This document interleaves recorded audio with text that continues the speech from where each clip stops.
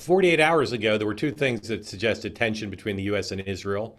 One was the Israelis hit some desalination and energy assets that the United States was reported to be unhappy with, and Kushner and Witkoff, ambassadors, special envoys, were supposedly going to meet with Bibi today.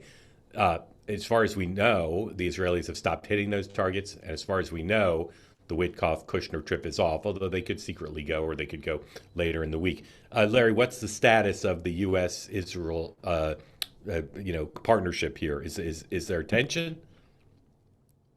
There's definitely tension behind the scenes, and I think listen, both of these two issues, I think, dovetail into each other, which is the moment that the American military has decided, and the commander-in-chief has decided that our full commitment to this effort is now reached its conclusion. We have seen what we measure as success. If that doesn't match what the Prime Minister of Israel measures as success, that's when we're going to see some real conflict. At the moment, it appears as though they've been able to move forward, and whatever tension there was resolved. But watch that space. That's going to be the biggest issue. Kevin? Yeah, there's always going to be tension. The prime minister had a book on World War II about the Allies fighting together in terms of us and the Brits and the Russians. So there's always going to be tension. And to Larry's point, when you have divergent goals, right? I don't know if we are totally in line in terms of how this ends. And what we'd like to see. I think the Israelis would love to see regime change, specifically in Iran, so they're not threatened continually with missiles, with drones, with supporting of these terrorist networks around the region, specifically targeting Israel. Again, we also have military end goals in terms of their missile capabilities and their nuclear ambitions. But again, I think you're going to see that divergence play out, especially as we get towards the conclusion of what this action is. All right, we're going to double back to the question of the end of the war because my internet issues distracted me. I want to show you a few things. First, this is Trey Yingst. Do you guys know him? He's the Fox national correspondent. You know Trey. He's a great guy. He's an incredible correspondent. You know, people have had all these like 2-minute interviews with the president or 4-minute where they just call him up on the phone. He had 20 minutes with the president and summarized some of what they talked about this morning on Fox and Friends. Here's that. 108, please.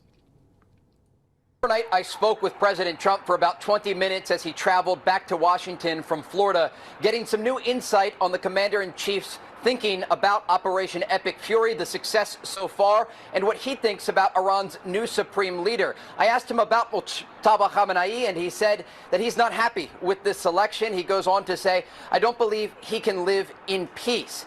And as the president spoke about the new leadership selection in Iran, he also gave some new details on the timing of this operation and why it needed to take place when it did. He said, when we attacked them first, we knocked out 50% of their missiles. And if we didn't, it would have been a much harder fight.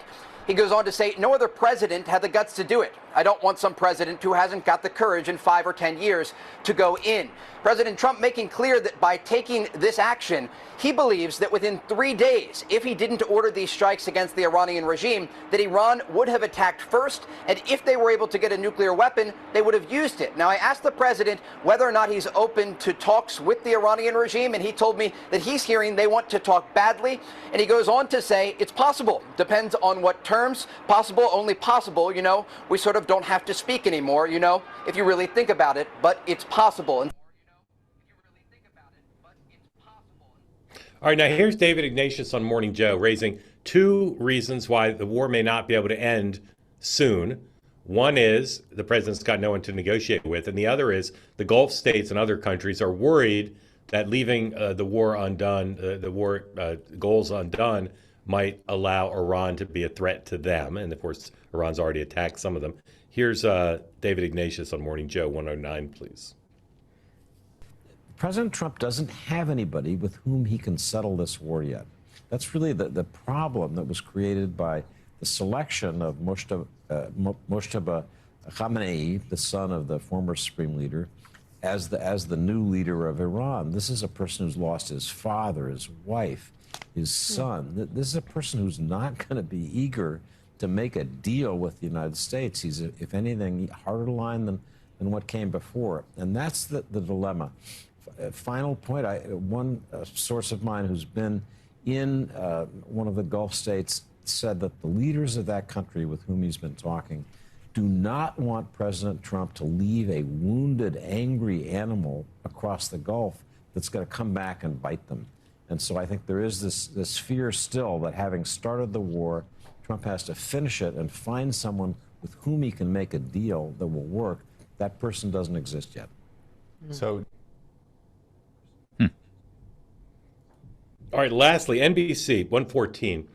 I can tell you this. The president wants to destroy Iran's capabilities. We've talked about that. He'd like regime change, but he doesn't have to have it. But here's something he really wants. He wants their oil, just like in Venezuela. He wants the United States to get rich off this deal. Trump says, quote, this is the NBC headline, says it's, quote, too soon to talk about seizing Iran's oil, but doesn't rule it out. Obviously, if he talks about that openly, it can create some problems, to say the least. But he doesn't want to leave without making money off this, because that's what Donald Trump does. All right. Selling the war. Quinnipiac has a really interesting poll. Has the president explained himself well enough? It's kind of incredible. Republicans say 75% say he's given a clear explanation. 22% of Republicans say no. Democrats, 5% say he's given a clear explanation. I know we live in a polarized world, in a partisan world, but only 5% say he has. 93% he hasn't. But this is, Kevin, this would be devastating for the White House if they care about public opinion on this issue. And I'm not sure they do right today. 27% of independents say the president's been clear. 71% say he's not. Kevin, if you were trying to help the president, how would you improve that number? Like, he's already explained, Caroline Leavitt's already explained, is it the fabled Oval Office address? Like, what does he need to do to be clearer about the explanation? Yeah, it's a good question. Maybe it's potentially even going to the region, and not having a mission accomplished banner behind him, but the draw of what that would mean in terms of the optics and the press coverage of the commander-in-chief flying to a war zone, obviously, being safe about it, right? And there would have to be a ton of military advance work that could potentially, obviously you see the optics of the Dover returns.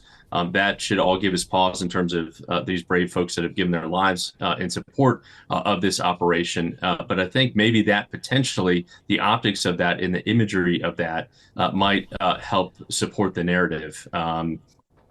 Beyond that, I don't know. And that independent number should be, obviously, we're silos, Democrats and Republicans, in terms of what the president does on any front. But that independent number and the fact that a similar poll also shows overwhelming lack of support for boots on the ground, which might be part of this if the regime change element is still in play in terms of whether it be arming the Kurds forces that we talked about last week or some semblance of the U.S. military in order to achieve these goals, to seize that oil, to seize that island, as Professor Kennedy was talking about in the chat. That might be an element too. Yeah.